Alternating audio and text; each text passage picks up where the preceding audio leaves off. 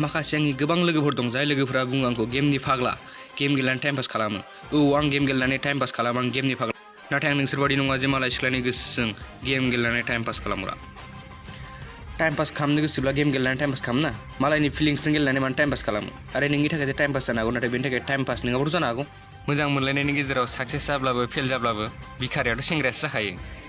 फारागा बास बेनो, साक्सेस जाब्लाथाय शपिं खालामहोनांगौ, सिनेमा हल लांनांगौ, बेरायहोनांगौ। आरो फेल जाब्लाथाय सिगारेट सोबनांगौ, जुमाय लोंनांगौ, गान्जा बोनांगौ। भिखारियाथ' सेंग्रायानो जाखायो। अनलाइनाथ' नोंबो थायो आंबो थायो, अनलाइना नोंबो थायो आंबो थायो, नाथाय फारागा बास बेनो, आं नोंनि थाखाय अनलाइन थायो, नों आरो सोरबा गुबुननि थाखाय अनलाइन थायो। जेननाय देरहानायाथ' सब खेलायावनो थाखायो, जेननाय देरहानाया सब खेलायावनो थाखायो, नाथाय गेलेयैनि सिगांनो जेननाय लाग्रोनाय बे जोंनि जोबोद गिदिर गोरोन्थि। हेल' फ्रेन्ड्स, भिडिअखौ नायनाय बायदि मोनखो? मोजां नांदोंबा लाइक खालामदो, शेयार खालामदो, कमेन्ट खालामदो।